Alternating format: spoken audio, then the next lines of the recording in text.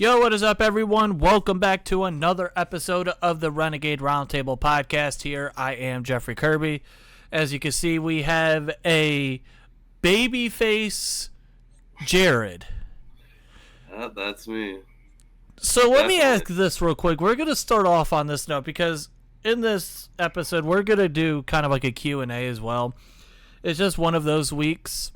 There's just really not a whole lot to talk about when it comes to the Steelers. There's a whole lot of stuff that's going on, obviously, with the Penguins, but we'll be completely honest, we really don't know a whole lot about the Penguins. We don't really pay attention to hockey. Pirates, I guess, here now. I've been watching a little bit here and there. Hey, they did take a series. They did take a series against the Giants, so they finally won a series in the month of May, so that was kind of good to see. But you know, they're going to, I mean, they started off 20-8, and then the month of May just went downhill for them. But, I mean, you go out, you win a series, and now, if I'm not mistaken, and I'm going to get back to my question about you here in a second. Oh, boy. Let me pull this up here real quick. So now, the next two series, you have 3 against the Cardinals at home, including the game on Sunday.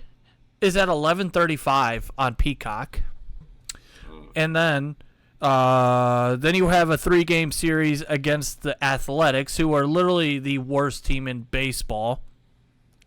Then you have a 3-game series at home against the Mets, who they're over 500, but I don't think they're playing as well as you would think they would be with the amount of money that they've spent before. So this is their longest homestand of the year for the Pirates.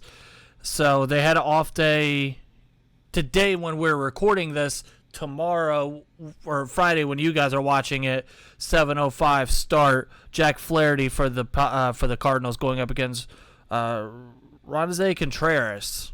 If I pronounce that name wrong, I apologize.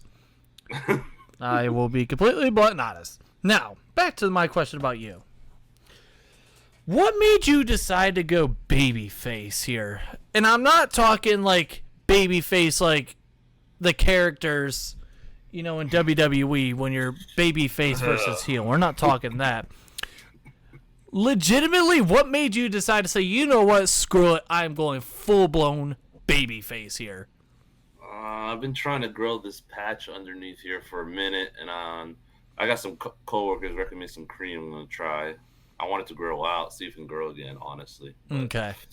It's just rough patches, man. I hate looking at it. It's like it's a patch that usually it's down here and like right here. It doesn't look good on I me. run into this issue where it's like right here I have just a little bit, but other than that I could get it to pretty much, you know, go. I did this earlier in the year. I want to say back in February. What I was originally going to do was just do the handlebars. I was just going to do the stash. That was it. Then I looked, I'm like, yeah. So then I shaved it all off, and I regretted it from the moment I did it. I thought about just keeping the stash as well, but part of my issue too is I have blonde hair, so it's like I have that blonde reddish. So it's like it's not like when you have black or dark brown, it looks more like it's more noticeable when you try to do the full stash. Me, not so much. Yeah, it does. That's why the patches were kept bothering me. I kept thinking about it. I was like, should I shave it off or just trim it again? Hopefully it grows again. So this time we'll see what happens. Getting back on topic here, obviously, like I said, it's going to be one of those episodes where, I mean, we're in June now. Right now, trying to talk about the Steelers, there's not a whole lot to talk about. You have OTAs that are getting ready to wrap up. Then you have mandatory minicamp that'll start up next week. But we're getting close to being able to have content to talk about every week when it comes to Steelers. We're getting close to that time, but y'all know it. It's just that time of year where there's not a whole lot to talk about when it comes to the Steelers. I mean, unless there was a signing or something like that, or an injury, which obviously you never want that to happen. No. There's just really not a whole lot to talk about. But I do have a couple topics I want to bring in, talk about real quick, and then we're going to get to some questions that we've gotten on social media earlier today. So let me ask you this. I'm assuming I know the answer to this, but I'll ask it anyway. Are you feeling optimistic or pessimistic about the Steelers in 2023? Very optimistic. Okay. It's the answer I thought you were going to give. Very. What, a lot of questions. If I had to get, or if I gave you two options, what do you think is more of the reason why you're optimistic for 2023? Is it because of the new additions that this front office has brought in? Or is it because of some of the players that they have brought back? Man, that's a tough one. Brought back, I would say the new additions more for me. That linebacker core is what's scaring me the most right now. To be honest, and that's right, because they brought in a couple new guys in that. You had lost Evan Bush, which thank God that was addition by subtraction. You lost Robert Spillane, so what do? You bring in Cole Holcomb, you bring in a Landon Roberts from Miami and Washington, obviously. And it's like, okay, so you bring in some guys. They brought in Quan Alexander for a visit a couple weeks ago.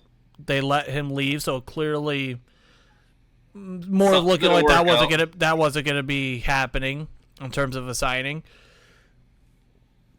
We'll see, because I mean, it's very. I'm scared. That's what I'm nervous. I would say nervous. Are you more scared of from that position based on the run or on the pass? Because that's kind of where you're at. Where it's like linebackers, it's like, okay, if you're wondering if they're going to be great run support, or oh shit, are they going to be able to go out in coverage? Are they going to be able to cover the middle of the field? What you hope they can cover the middle of the field. That's what I'm wondering. Who's that going to be? Because I feel like they're both just run stoppers. Personally, I think Cole Holcomb is definitely a guy that could cover better than Landon Roberts. But that's where someone like a Quan Alexander would have been nice, because now on obvious passing downs, you could bring him in. And if you wanted to take out someone like a Landon Roberts, who is more of that run stuffing kind of linebacker, you could bring him in. Now you could bring in more coverages. But, I mean, we'll see. I am excited, obviously, about the additions. Oh, I am too. But it's more of for the additions on the offensive line. Agreed. Because you bring in Broderick Jones, you draft him 14th, you trade up, you get him at 14th overall. We were all super excited about that. Then you bring in Isaac Seumalo, which Jason Kelsey, who is, if he's not a first ballot Hall of Famer, he's for sure a Hall of Famer. But he's going to be in there in Canton, which, by the way, I live like an hour from. And whenever he retires, he said he is the smartest player that he has ever played with. That should say something. I'm excited. The O-line, it's going to take time, but it should be really good. Yeah. By the end of the year. And then on top of that, Allen Robinson. Now, do I think he's going to come in here and just be God's gift to the position of wide receiver? No. But you can already see the presence that he is bringing to George Pickens, because George Pickens has already talked about, he has been picking his brain, figuring out how to, what should I do with this coverage, or with this, whatever the hell it is that they're wanting to focus on. He's able to pick his brain. It's like, okay, because Allen Robinson's a veteran in this league. So it's like, okay, how do I get off of this release? How do, maybe when I'm running this route, what should I do to get that upper hand? Just trying to pick his brain. And, hey, that's a good thing that you would like to see that from George Pickens, because I heard something over the week that kind of pissed me off when it came to I think the topic straight up was just, quote, is George Pickens the next diva Steelers wide receiver, which annoyed me based on the comment about how he wanted to be a Pro Bowler and then win a Super Bowl. And, of course, that was Andrew Philadumbass basically saying, you're saying you want a Pro Bowl first instead of a Super Bowl first? Yep, he's the next Antonio Brown. Like, come on, man. Like, I understand that I understand what you're trying to do, but come on. I know you're not that stupid. You went to Syracuse. You're not that stupid, my guy. He's just trying to set goals for himself. Like, come on. It's not bad at all. Like, I don't know. It was just, like, I understand that we are technically in the media, but it's like, it irritates me when I see some like big time radio hosts and like I get it. It's all about getting the clicks and stuff like that. But clickbaiting, they love clickbaiting. They love the clickbait, just to drag you in. That's how it is nowadays. But overall, you like to see that out of George Pickens because it's like, okay, we saw him have a pretty damn good year last year based on the situation that he was put in, but he's working to try to get that to that next level. He's trying to pick veterans' brains. And at the end of the day, when it comes to Allen Robinson, if you could stay on the field, whatever you give me on the field is like whatever. Like, I'm obviously not expecting for him to go out and just do amazing, crazy things all over again. But I like the signing of that. I'm trying to figure out what the hell I'm trying to say here. That's where I'm at this point. I'm tired. It's hot, tired. But no, you know what? Wow. But no. All right, you know what? Here, we were talking about stirring controversy. I already know what I'm titling this the podcast here on this episode. Oh boy. Should Steelers bring in DeAndre Hopkins? And no, I'm not. Listen, I'm not saying that, nor do I think it's going to happen, nor do I really think, like I'm serious. Like, he turns 31 in a week. He's not going to practice all that much. No, I mean, maybe 5-6 years ago, yeah, but no, not now. No. We can go somewhere else. I'm sorry. You know what? You know who I am still thinking that we could sign for depth? Who? It's a guy I haven't mentioned in a while. No. He used to play for the Michigan Wolverines. He went to college. No. Drafted in 2014. We don't need him. Don't need Taylor. Played a decade as an offensive tackle for the Tennessee Titans. No, don't need Taylor Lewan. No.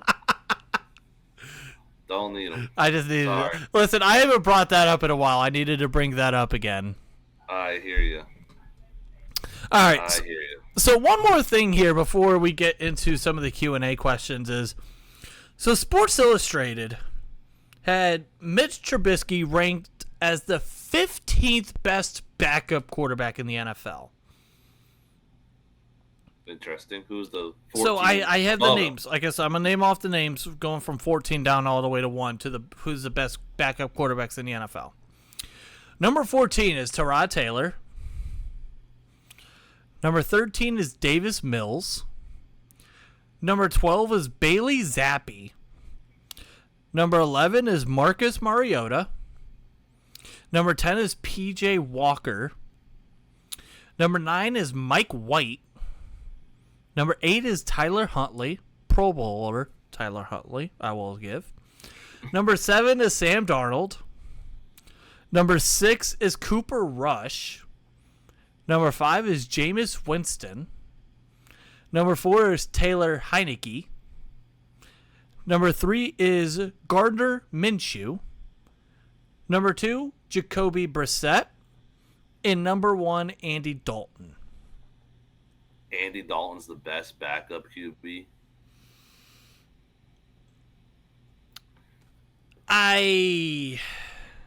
Who came up with this list? Sports Illustrated. Sports Illustrated. What is this based off of? That's the question. Is it just based off of last season if they played or not? Is it based off of their careers?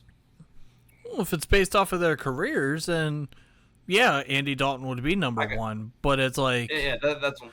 But if you're going to look at it from that logic, if you're going to go based on career, wouldn't you want to put Mitch Trubisky probably in that top 5 based on he's went to the playoffs a couple times? Yes.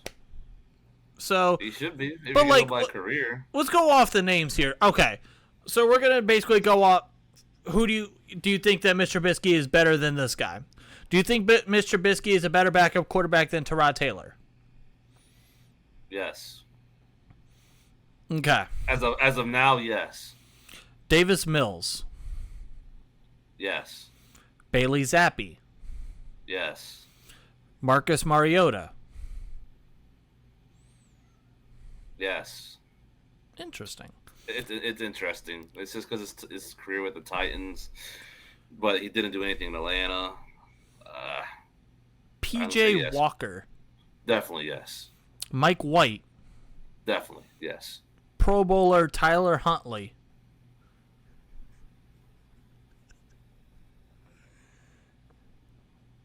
I don't know. I can't Okay.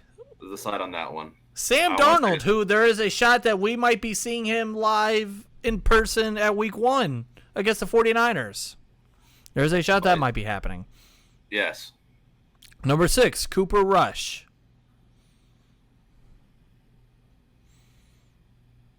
Yes. Jameis Winston. 30 for 30, yes. Taylor Heineke. I think Heineke's a little bit better right now. Okay. And then do you have him better as Gardner Minshew? Oof. That's a coin flip on that one for me. Okay. And then Jacoby Brissett and Andy Dalton.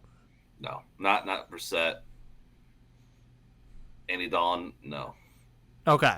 So in your logic, he's the 5th best backup quarterback in the NFL. Pretty much. Okay. So I agree with Jacoby Brissett. I can get with Gardner Minshew.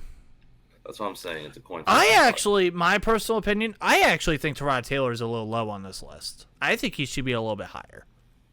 I think so too. I was just wondering why he was it 14? Yeah, he's 14. Andy Dalton is like, okay, like he's a veteran. He knows, like, he can read a defense. He can, but I don't know. He's just the best one, I guess. It's not saying much. It's not saying much. For me, I would have him probably as, probably around the 4th or 5th best backup quarterback in the NFL. I think Jameis Winston's too high. Or high. Backup quarterback. Yeah, I don't know if I said backup, but yeah, 4th or 5th backup quarterback in the NFL. Yeah, because I would go because Jacoby Brissett, with what he, for the most part, he was not bad last year. Gardner Minshew is Gardner Minshew. Taylor Heineke is like he has his moments, but he's then a spark plug type player. That's how I see it. He definitely has his moments. Tyrod Taylor is definitely a guy where he's like a very conservative guy, and I'm not talking politics. He's a guy that he can run your offense. He's not going to really take a whole lot of shots. He's not really going to take a whole lot of chances, and he's just not going to turn the ball over. You might get a buck something out of him, 2 something maybe out of him, and maybe a touchdown or 2. Though that's all you can ask for out of a backup quarterback if he's coming in and having to play a full game. In my opinion, I really think that Mason Rudolph should be the best backup quarterback in the NFL. No. I couldn't even hold that one. No. Just remember, guys, you threw the ball 50 times against the Lions. Oh, how could I forget? And tied. How could I forget? My first ever Steeler game in Pittsburgh, and I had to witness Mason Rudolph throw the football 50 times. Oh, boy, oh, boy. And Najee Harris didn't decide to use him at all. I'm looking at you, Matt Canada. Matt Country up north. All right, so we have a couple Q&A questions here. And then, obviously, we're going to go off topic for a second. I'm going to get your predictions. You know what? We'll do that now. This is going to be my question to you. Oh, boy. So, we're recording right now, it is 7:50 p.m. Eastern Standard Time on Thursday. So tonight, Game 1 of the NBA Finals, Miami versus Denver. Who do you have winning tonight, and who do you have winning the series? Denver winning tonight. Denver winning in 6. Okay. I also have Denver winning tonight, but something tells me it's going to end up being like, remember how it was in 2018 with the Cavs and Warriors that ended up going into overtime? We were like, oh, hello. I kind of have a feeling that tonight's game is going to be like that. But I want Miami to win. Like, my heart wants Miami to win, but my gut is telling me that this is going to be... They just can't match up. It's not a good matchup for Miami. I almost want to say Denver in 5. I hear you. But I could see Miami stealing game 1 tonight, personally, but I'm picking Denver.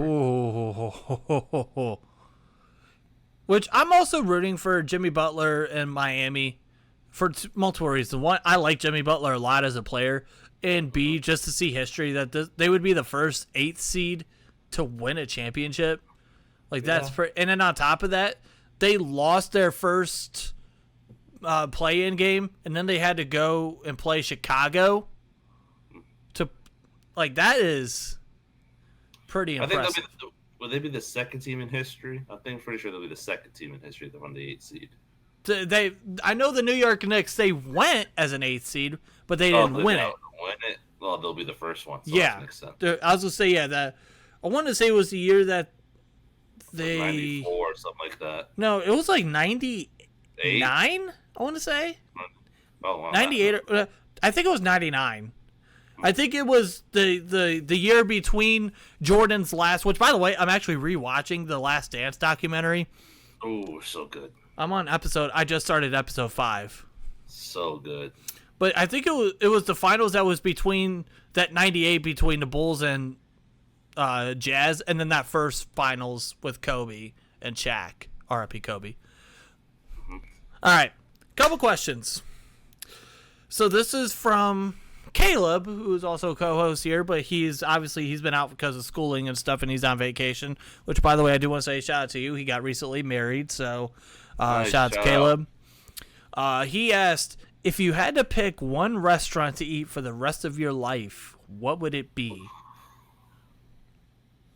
Are we talking about like fast food, or we'll do a fast food and a sit down restaurant.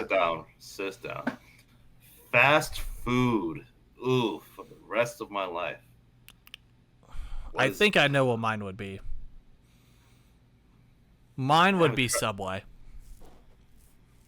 Ooh.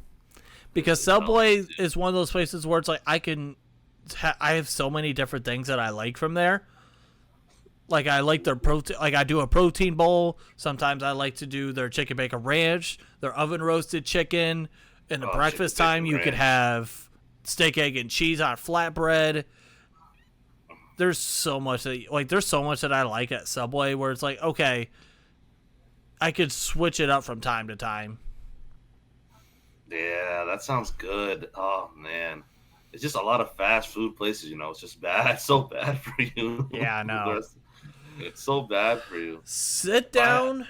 Ooh. The politically correct answer for this podcast would be Permante's. But considering the fact that I've only had it a couple times in my life. I'm going to say Texas Roadhouse. Ooh. I love Texas Roadhouse. For those that know me personally, I'm in a group chat and there is an inside joke about me and Texas Roadhouse. That bread is so good. Oh, I have a question. You know what? You just sparked me up a question for you. And by the way, this is going to be premiered. Drop your guys' answers, too, for everyone who's watching this. Drop your guys' answers throughout this as well. Oh, boy. Fast food. I guess.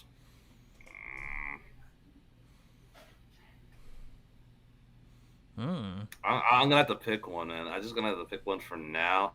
I was like, Subway was a good one. I was thinking Subway. I want to be different, but and plus, you have different stuff down in Florida than probably like people out West Coast. Some of them will probably maybe could say In-N-Out or something like that, or Del Taco or whatever. Yeah, we have a Del Taco down here as well, but I would go with we have a Culver's. I'm gonna stick with Culver's. Culver's is good. Culver's is good. I like me. But the thing is with Culver's, I only eat. There's really only one thing that I get from there. Oh, what's that? Mushroom and Swiss. Mushroom and Swiss. That's pretty good. You gotta try the sourdough. Trust me, it's fire. I have one. Sourdough So for those that obviously, well, if you know me for more than 5 seconds, y'all know I'm a cigar smoker. And at the local cigar shop that I go to, there's a Culver's that is like literally around the corner. Like it's a 2-minute. Well, usually it would be a 2-minute drive, but with the traffic there, it's more of like a 10-minute drive. But it's like it's right there. And sometimes I'll just drive past, but damn, I want me some Culver's. It's good, man. It's really good. All right, sit down It's so restaurant. bad for you.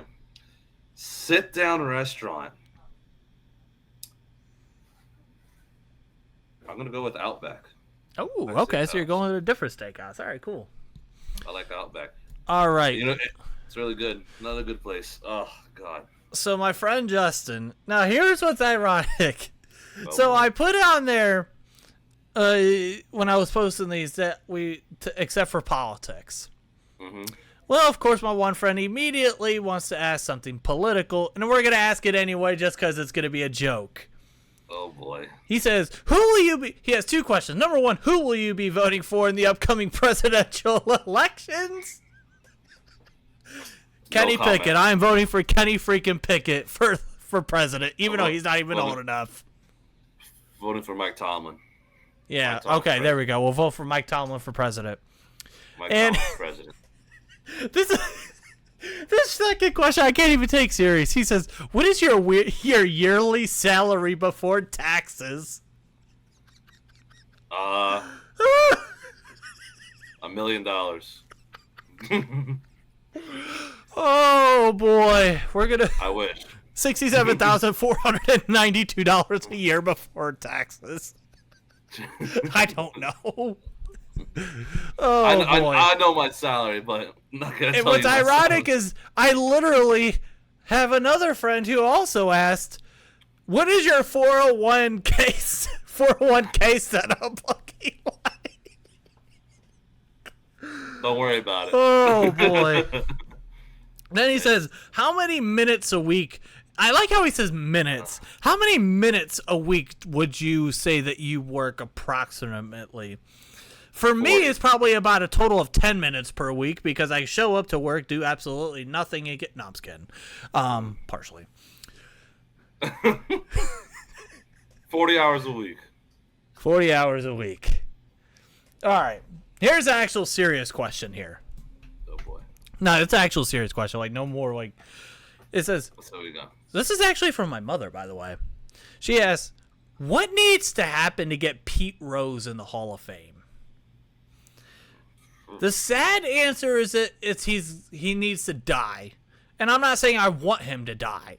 But honestly, that would be the absolute only way that I could ever see him getting in the Hall of Fame. He will not ever make it into the Hall of Fame alive. And that absolutely sucks. I'm sorry. I'm one of those believers that Pete Rose should be a Hall of Famer. Like, you're meaning to tell me, and this goes back to this whole thing with Pete, like, I always put this in this perspective when it comes to Pete Rose and Barry Bonds. Barry Bonds has the most home runs of all time. Pete Rose has the most hits of all time. That's like, and neither of them are in the Hall of Fame, by the way. That's like saying in the National Football League that Tom Brady, who has the most passing yards of all time, and Jerry Rice, who has the most receptions of all time, aren't in the Hall of Fame. How much sense does that make? Makes no sense at all. The way that that baseball runs their Hall of Fame It's terrible. pisses me off. And I had friends who were like this, who are the people who are the most toxic people when it comes to baseball. And it's like, when I'm trying to argue with some of these people about baseball, like, why should, like, I have a friend, like, who refuses to, like, almost put anyone in the Hall of Fame because, to be honest, I really don't know why. But I'm sitting here like, oh my God, some of these voters irritate the, excuse me. That's how irritated I am. I'm starting to cough. Here, I'm going to call out another host real quick, and I know I'm not the only person that called him out for this, but I'll do it anyway. Ron Cook, 93.7 The Fan. If I'm not mistaken, for the last 3 years, he's put in a blank ballot. That is another issue. There is absolutely no reason why anyone should have a quote-unquote blank ballot. For the Hall of Fame? No. Like, it makes... Like, and I'm not saying to be like the Basketball Hall of Fame that puts in absolutely everyone. I'm not saying to do that. No. You have the two extremes where the NBA puts in too many people and it feels like the MLB is like damn near impossible to get in. You have the NFL where it's like there's that good mix where it's like guys will get in. Like, they won't have to be first ballot Hall of Famers, but they will get in. Like, there are some arguments of players where it's like, how is he not in? But like, there's that good balance of mix in the National Football League or in the Pro Football Hall of Fame. Like, that's where, like, it just irritates me with the way that Major League Baseball does their Hall of Fame. Yeah, it's unfortunately I don't think it's going to change. So it is what it is. All right, here's my question to you, and this is for everyone. If you had to choose which one is the best, which one do you think is the best? Olive Garden breadsticks, Red Lobster biscuits, or Texas Roadhouse rolls and butter? I knew you were going to say that. Oh, my God. If I had to put it in order. Oh, you didn't have to put it. You can if you want. You don't have to. I'm going to, but I had to. Oh, my gosh. Roadhouse bread, Olive Garden, Red Lobster. That's my ranking. So 1 through 3? 1 through 3. See, I'm going to go opposite. I'm going to go with Red Lobster biscuits 1, Olive Garden breadsticks 2, and the rolls 3. The only reason why I put the rolls 3 is because it's really the rolls are good, but it's really the butter that makes it. I know. So when you're talking strictly about the rolls itself, it's like you need the butter in a way. The breadsticks are breadsticks. I mean, you can, when you have a good breadstick, it's like, ooh. And then obviously those biscuits from Red Lobster, there's, oh my God. All right, man. Well, we're trying to lose weight over here. I know. I'm over here trying to have a diet. We're over here talking about food and stuff. All right. By the way, here's a question for you. It's ironic we're talking about losing weight and stuff now. Have you cut out pop, or do you still drink pop once in a while? Pop once in a while. Okay. What is your favorite pop? Well, first and foremost, do you call it pop or soda? Soda. God, you're a weirdo. Sorry. Everyone in Florida calls it soda, not pop. Well, see, up here in Ohio, we call it pop. I know. What is your favorite soda? Sprite. Ooh, okay. I have it used to be Mountain Dew, but Sprite. See, I have a mix of two. Well, it's a toss-up between two. Now, I haven't drank pop in probably 60 or 70 some days. Like, it's been a couple months since I've had a pop. But it was always either Mountain Dew or Cherry Vanilla Coke. Cherry Vanilla Coke's good, too. Cherry Vanilla Coke was that shit. That was gas. That was some pure, like, ooh, buddy. Ooh, buddy. All right. Well, that was a couple questions that we did have. Obviously, there's not really a whole lot to talk about. Obviously, you do have the Penguins who did, like I said, they did get their new president, Kyle Dubas, but I'll be honest. We'll see what happens. We'll be no idea. Be able to say You're telling me a name that I don't know about. So what I do know is he did come from Toronto, so I can tell you that much. Hopefully, bring success. And then obviously you have the Pirates again. They're on an off day today. Well, yesterday for those that are watching, and then today for you guys. They have start a 3-game series against the Cardinals at home for the longest homestand of the year. And I'm still hoping that middle of July I'll be able to get to Pittsburgh for a game against the Guardians, which I'll be in a weird dilemma because, you know what? I'm not even gonna say. You know what? Screw it. I'm gonna say what I'm gonna say. So for those that know me, I'm a big Guardians fan. Me and Jarryd had to go at it during the playoffs last year. Now, obviously, of course, his team got us, but we overachieved. Their team underachieved in all. So that's nice. I'm going to be in a weird dilemma where it's like, okay, do I wear a Pirates gear to be politically correct, or do I go with my gut and my heart and wear my Guardian stuff? Hey, I'm sorry. If the Yankees were in Pittsburgh, I'm wearing my Yankees jersey. Just telling you that right now.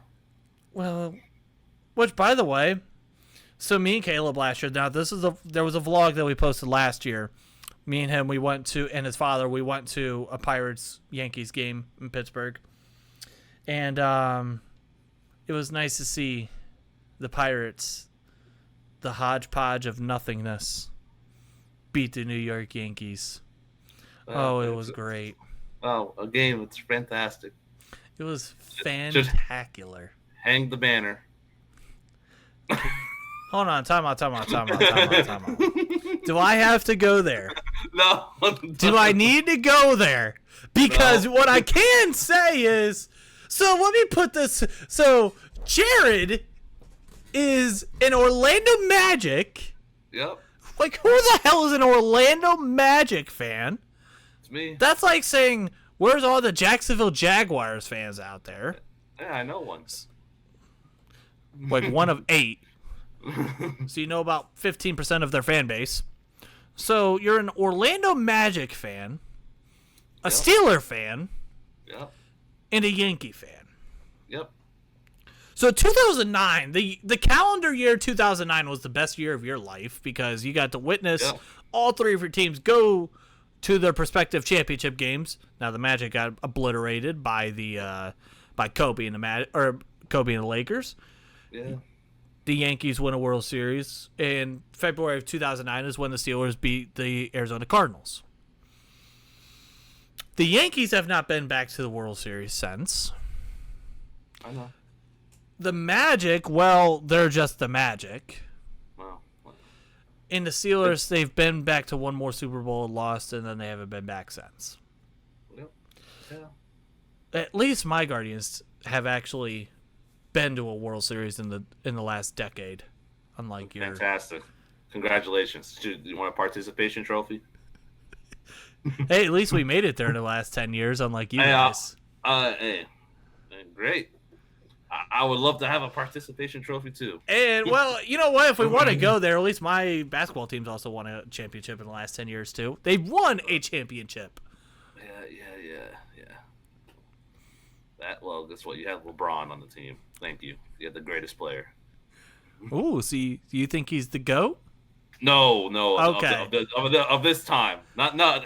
Okay. I was going to say, who do you think is the GOAT of NBA? Is it Jordan? Okay, thank you.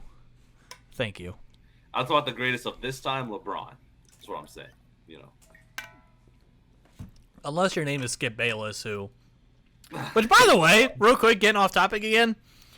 Thank you, Lord, for Shannon Sharp getting the hell off of Undisputed. Did you see that? Yes, I did. Thank you, Lord. I wonder what's he gonna do next. What is Shannon gonna do? Where is he gonna go? That is an addition by subtraction for Shannon Sharp. Get the hell out of there. He goes to First Take next, huh? Is that what's happening? Oh, that would be... Oh, boy. Stephen A. and Shannon? Oh, boy. That would be entertaining. And then bring the guest here and there, like, you know, J.J. Redick. I don't care. J.J. Redick, I love watching him school. Mm-hmm. Oh, yeah. Oh, my God. Watching him school Stephen A. and all them is great. Hilarious. But we'll see what happens. We'll see what happens. We have actually made it to 40 minutes on this episode, which is pretty damn impressive based on there's really not a whole lot to talk about at all. Now, obviously, we're hoping that Next week, we'll be able to have some more stuff to talk about. You obviously will have mandatory minicamp that'll be starting up. So hopefully we'll be able to talk about what's been going on over there. But until then, yeah, that's really about it. I do want to say thank you, everyone, for tuning in. Hope you guys do enjoy. And if you guys did, smash that like button, hit the red subscribe button, and drop a comment. Make sure to go and follow both of us on Twitter. I am at Jeff_Kirby412. He is at Boss_Sanchez98. And until then, we are getting close to the 100-day mark of when we will be leaving for Pittsburgh for the home opener. Can't wait. It's going to be an absolute blast. But until then, have a wonderful weekend. Stay safe and peace out.